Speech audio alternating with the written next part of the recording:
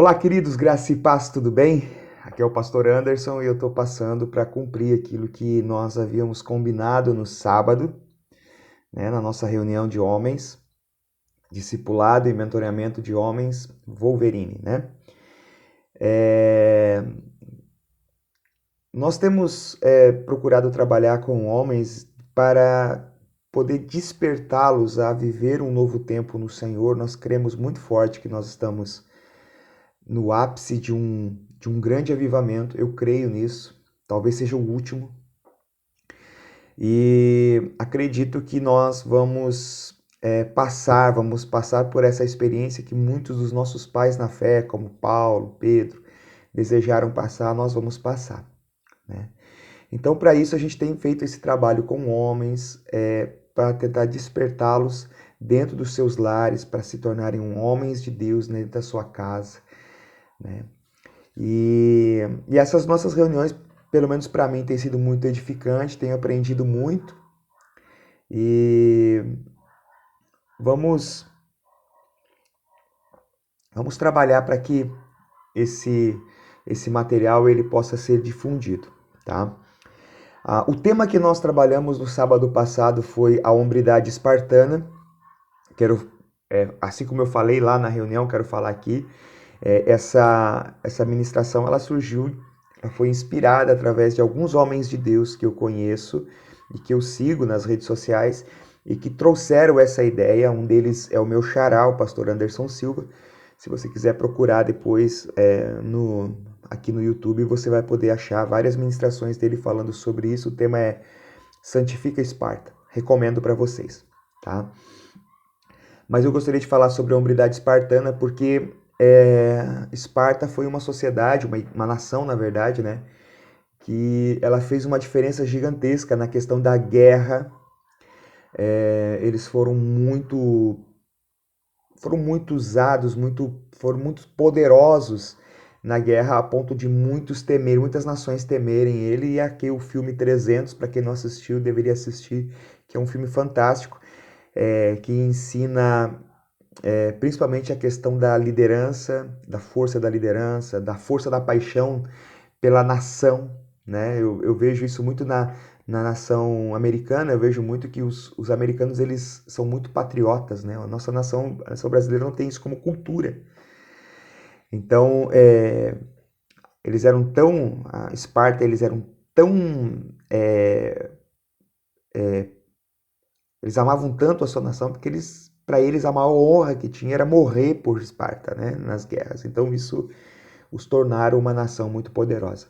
Porém, eles viviam alguns princípios, né? Alguns pontos que eles caminhavam, que eles acreditavam e que ensinavam os seus filhos a viver, e eles mesmos viviam isso. E se você for estudar, eles estão muito de acordo com as escrituras. Então, podem nos ensinar grandes coisas, grandes verdades. Eu acredito o seguinte, queridos. Em Jeremias 1,12, o Senhor fala assim: Eu velo para que a minha palavra se cumpra. Quando o Senhor fala eu velo para que as minhas palavras se cumpra, é como se ele dissesse, é como se ele colocasse aquilo que ele declarou acima do que aquilo que é a vontade dele, né? Então ele vai lutar ele vai se empenhar para que aquilo que ele falou se cumpra, né? Então, às vezes pessoas podem não servir o Senhor, mas viver em princípios, né? Por exemplo, uma pessoa que não serve a Deus, mas honra o seu pai e sua mãe, né? Independe, é um princípio que Deus ensinou e ele vai receber toda a recompensa por honrar o seu pai e sua mãe, mesmo não servindo o Senhor. É assim que eu acredito, pelo menos, né? Então eu acho que foi isso, era isso que acontecia com Esparta. Eles viviam princípios, mesmo sem conhecer a Deus, eles viviam princípios que eram princípios de Deus e eles conseguiam viver de uma maneira extraordinária, eram guerreiros fantásticos, né? Então o título da nossa aula é Hombridade Espartana e eu vou falar um pouquinho vou dar uma introdução hoje. Aí amanhã nós continuamos, falamos sobre o primeiro princípio, talvez até um pouquinho do segundo, e assim nós vamos trabalhando dia a dia para que a gente possa pegar o estudo por completo, tá ok? Só lembrando, eu gostaria que você que está chegando aqui, pelo nosso grupo de WhatsApp, eu gostaria que você deixasse, você curtisse o vídeo, curtir o vídeo e comentar o vídeo, tá bom? E se você quiser compartilhar com alguém, eu me sentiria muito honrado se você fizesse isso, em compartilhar com alguém, tá bom? Bom, o título que nós usamos aqui é Hombridade Espartana, como eu já falei, e o versículo que nós usamos para poder começar a introdução desse estudo é Mateus capítulo 11, versículo 12.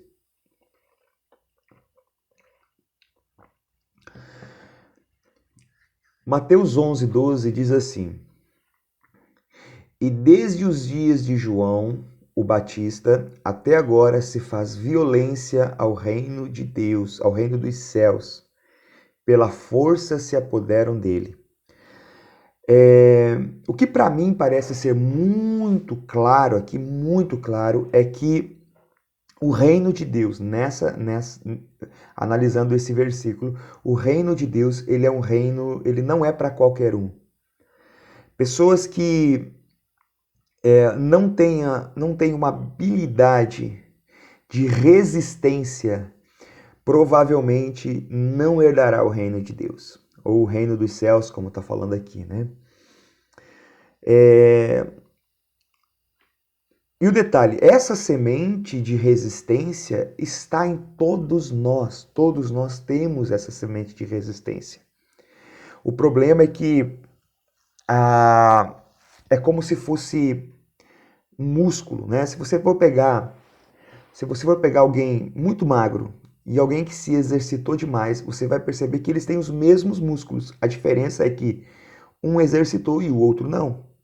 É muito comum alguém muito magro começar a se exercitar, daqui a pouco ele está muito gigante, os músculos dele crescem, se fortalecem, né? Então é mais ou menos isso que eu estou querendo dizer aqui. O reino de Deus, ele é para os resistentes. Todos nós temos uma resistência em nós. Qual é o meu desafio aqui com questão aos homens da nossa comunidade de fé e quem mais esse vídeo alcançar? É que nós consigamos desenvolver essa resistência em nós a ponto de nós nos tornarmos fortes e podemos vencer as dificuldades. Então o reino de Deus, ele não é para qualquer um. Os fracos ficam pelo caminho. Muitos estão começando bem, mas quando são provados perecem. Quantas pessoas que quando você aceitou Jesus, quando você se entregou ao Senhor, quantas pessoas você começaram junto com você isso? Quantas pessoas começaram a caminhar com você? Quantas pessoas tiveram a mesma experiência que você, talvez? Mas ao longo do caminho, com dificuldades, com lutas, porque uma coisa que é clara em servir ao Senhor é que nós não somos... nós não vamos ter vida boa. Deus nunca prometeu isso. Né? O Senhor disse, nesse mundo vocês vão ter aflição, mas o exemplo sou eu resisti. Se vocês ficarem em mim, vocês resistirão também. Então existem muitas provações, muitas provas que nós vamos passar no decorrer da nossa caminhada de fé. Agora, a diferença é o que nós vamos fazer com essas provas. Para alguns, essas provas é uma afirmação de que Deus não se importa com eles. Para outros, essas provações, elas são como um combustível ou uma escola, melhor dizendo, uma escola de Deus para te levar a um patamar maior. Então a escolha é de cada um de nós. Os fortes vão escolher viver essas provações, os fortes vão escolher estar junto com o Senhor. Mas infelizmente, muitos ficarão pelo caminho. Quantos ficaram? Desde que você conheceu o Senhor e começou a caminhar com o Senhor, quantos ficaram? Eu conheci o Senhor em 1990. Em 1993 eu tinha 13 anos, eu me entreguei para o Senhor Jesus, comecei a minha caminhada de fé com o Senhor. E de lá até aqui, muitas pessoas que eram líderes, pastores, ficaram no meio do caminho. E eu continuei. E estou implorando misericórdia do Senhor, que Ele me ajude a chegar ao fim. Né? O apóstolo Paulo, quando ele chega ao fim, ele diz: combati um bom combate. Ou seja, na nossa vida vamos ter combates, vamos ter lutas, vamos ter situações que nós vamos ter que vencer, que nós vamos ter que lutar, que nós vamos ter que vencer de qualquer forma. Tá bom? Então, o reino de Deus é para pessoas que estão dispostas a enfrentar lutas. Né? Existem alguns ministérios que a gente conhece, onde eles ensinam que se você servir a Jesus, você vai ter uma vida boa. Não. A nossa vida boa está em servir a Jesus, não nos prazeres que o mundo oferece. Né? Então, a vida boa que eu tenho é saber que eu tenho um Cristo que cuida de mim, que eu tenho um Senhor que cuida de mim, e mesmo que eu esteja passando por lutas e elas estejam me sufocando, eu sei que o meu Redentor vive e eu vou passar por isso, vou passar por essa prova e vou vencer essa prova. Amém? Deus sempre tem prazer nos fortes. Deus sempre vai usar as pessoas que se disponham a viver mesmo debaixo de uma opressão muito grande. Que decidam viver plenamente debaixo, mesmo que esteja debaixo de uma opressão muito grande, eles vão viver intensamente para Deus. O desejo de Deus é nos despertar como guerreiros. Né? Ele é o Senhor dos exércitos. Nós somos um exército. Então, nosso desejo, aliás, o desejo de Deus é que nós nos tornemos fortes. Ao longo de nossas vidas, tudo o que passamos é para nos transformar em guerreiros. Eu estava pensando nessa frase agora de manhã, aqui antes de começar a gravar o vídeo, meditando um pouco, e eu lembrei aquela passagem, queridos, onde o povo de Israel sai do Egito. Ele sai do Egito e ele vai rumo à Terra Prometida. Então eles estão indo rumo à Terra Prometida e quando eles chegam no local, manda-se alguns espias para olhar a terra, ver se de fato era aquela terra, ver como é que seria para eles poderem ter uma estratégia para entrar na terra. Quando eles chegam, eles veem que a terra é maravilhosa. Eles veem que a terra é rica. Eles percebem que a terra ela tem os cachos de uva que nascem, precisam ser carregados por 2 pessoas de tanta uva. Eu não sei agora aqui se era um cacho com muita uva ou era as uvas que eram grandes mesmo. Não sei dizer. Mas a verdade é que a Bíblia diz que eles estavam carregando em 2 um cacho de uva. E eles percebiam que as pessoas que dominaram aquela terra eram fortes. Eram pessoas fortes, poderosas. Eles diziam, olha, são gigantes os que dominam aquela terra. E é interessante porque nesse versículo aqui, quando se fala sobre o reino que nós lemos, né, Mateus 11, 12, fala que só os mais fortes se apoderarão do reino de Deus. É lógico, porque o que Deus tem é o melhor. Era óbvio que naquela terra habitariam pessoas fortes, porque era o melhor que tinha, a melhor terra que tinha. Só os mais fortes conseguiam conquistá-la. Então eu quero que você entenda dessa forma, assim, olha, o reino de Deus ele é conquistado pelos fortes. Aquela terra prometida, ela foi conquistada por pessoas fortes. Seria óbvio que seriam os fortes que conquistariam aquela terra. Amém? Então, Deus sempre tem o melhor para os seus. E tudo aquilo que nós passamos nas nossas vidas, né? Tudo aquilo que nós, como eu falei aqui, ao longo da nossa vida, tudo que passamos é para nos transformar em guerreiros. Então Deus quer que nós nos tornemos pessoas fortes.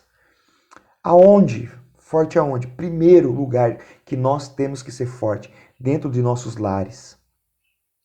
Hoje, queridos, infelizmente, as nossas famílias... Hoje, o diabo não precisa ir na igreja para atacar as pessoas. Eles entram dentro do nosso lar, com ideologias, com pensamentos, com mentalidades. O diabo entra dentro da nossa casa. Então, nós precisamos ser fortes e resistir tudo isso. Resistir todas essas coisas. Amém? E não adianta a gente querer transferir essa responsabilidade para a igreja, para o pastor. Não adianta eu querer dizer que a responsabilidade da minha casa ser abençoada é o meu pastor. Não adianta, porque o responsável pela minha casa sou eu. Então eu tenho que ser forte no meu lar, eu tenho que ser forte na minha casa para que eu possa conduzir a minha família até o reino de Deus. Amém? Você tem que ser forte para que você possa conduzir a tua casa até o reino de Deus. Então, primeiro, o ambiente que nós precisamos ser forte no nosso lar, isso falando de coisas físicas. Segunda coisa, no nosso ambiente de convívio fora do lar, por exemplo, trabalho. Nós temos que ser forte no nosso trabalho. No nosso trabalho existem muitas pessoas que estão à nossa volta e muitas delas têm pensamentos perversos. E se nós não formos fortes, nós podemos cair no engodo de caminhar com elas no mesmo processo que elas estão vivendo. Então nós precisamos ter o nosso coração e a nossa consciência de que lá fora, quando eu saio do meu lar, eu continuo sendo um guerreiro de Cristo. Eu preciso estar forte naquele lugar também. Então, porque também é o meu ambiente de influência. Né? Os guerreiros, aqueles que são fortes, eles acabam criando ambientes de influência. Aonde ele chega, aquele lugar que ele chega é um ambiente de influência. Ele vai estar ou influenciando ou se influenciando com as pessoas à sua volta. Por isso nós precisamos ser guerreiros. Terceiro ambiente, nós precisamos ser fortes na sociedade. A sociedade está corrompida. Tudo está corrompido. O que mantém a sociedade firme são os poucos que ainda caminham na justiça. Então, se nós formos guerreiros do Senhor, se nós formos homens de Deus, nós precisamos estar sempre fortes. Amém? Também precisamos ser fortes no nosso interior também, porque a nossa mente muitas vezes vai querer nos levar à condenação. O nosso desejo carnal muitas vezes vai querer nos levar ao pecado, mas nós precisamos estar fortes, firmes na rocha. É por isso, queridos, é por isso que nós nos tornamos influenciadores. Quando nós decidimos ser diferentes daquilo que nós estamos vivendo e exercemos aquilo que é a justiça de Deus na terra. Amém? Suas dores e aflições são para te tornar um guerreiro. Olha só, Romanos 8, 28 é um dos versículos que eu mais amo nas Escrituras. É um dos que eu mais comento, é um dos que eu mais falo, tá? Ele fala assim: sabemos que todas as coisas contribuem juntamente para o bem daqueles que amam a Deus e daqueles que são chamados segundo o seu propósito. Todas as coisas, tudo que está acontecendo, tudo aquilo que está acontecendo na sua vida, tudo isso, ela vai servir para construir em você um guerreiro. É aquilo que eu estava falando. Amém? Você escolhe hoje o que você vai querer. Se você vai querer ver as aflições como uma desculpa para você poder culpar a Deus e dizer Deus não gosta de mim porque eu passo por muitas lutas, ou você pode usar as suas aflições e as suas lutas para dizer, não, essa é a escola de Deus, eu estou dentro dela e vou até o final, até ser aprovado por Deus. Eu fico olhando, queridos, a vida do apóstolo Paulo. O apóstolo Paulo estava preso dentro de uma prisão escura, sem banheiro, sem roupa para se aquecer, um lugar úmido, um lugar frio, fédido, ele estava lá. E quando ele enviava as cartas às igrejas, ele dizia assim, me alegro Me sinto alegre em escrever-vos. Ele dizia: sou prisioneiro, mas prisioneiro de Cristo, do amor de Cristo. Sabe? Ele tinha uma alegria na sua vida, mesmo estando preso. Ou seja, o que é isso? Por que ele chega no final da vida dele e ele pode dizer: combati um bom combate? Porque ele soube viver todas as aflições que a vida o impôs. Ele soube viver tudo aquilo que a vida o impôs. E hoje, irmãos, por que nós estamos fazendo esse trabalho? Porque hoje os homens andam muito fracos. Qualquer coisa que acontece, eles entram em depressão, tristeza. Não que eu queira dizer que depressão não seja uma doença, algo legítimo, pode ser sim. Mas Deus nos deu uma força que está dentro de nós. E enquanto nós não desenvolvermos essa força, enquanto nós não colocarmos essa força em prática, colocar na mente que não, tudo que eu estou passando é para a glória de Cristo, tudo que eu estou passando é para a glória de Deus. Um dia vão ler a respeito de você, meu amado. Hoje ninguém está te aplaudindo, ninguém aplaudia Jó, ninguém aplaudia João, ninguém aplaudia o Jeremias, ninguém aplaudia, todo mundo criticava, falava, olha, as suas profecias não estão dando certo. Entendeu? Mas um dia vão ler sobre você, um dia vão ler sobre nós, um dia vão dizer assim, olha, lá naquela cidade pequena do sul do Brasil, em Santa Catarina, havia um grupo de homens que se reuniam e que, mesmo em alta pressão, eles se tornaram grandes homens. Amém? Então toda a pressão que nós estamos vivendo, todas as lutas que estamos vivendo, tudo isso, ela serve para que Cristo seja glorificado em nossas vidas. Amém? Então tudo que estamos passando é para nos tornar guerreiro. Tudo que estamos passando é para que Cristo seja glorificado em nossas vidas. Amém, amados? Irmãos, essa é a nossa primeira aula. Amanhã, se eu conseguir, amanhã pela manhã, eu já posto o segundo vídeo, já começando a falar sobre a hombridade espartana e os princípios que eles viviam, que estava de acordo às Escrituras. Tá bom? Deus abençoe seu dia. Tenha o melhor dia da sua vida hoje, segunda-feira. Deus abençoe.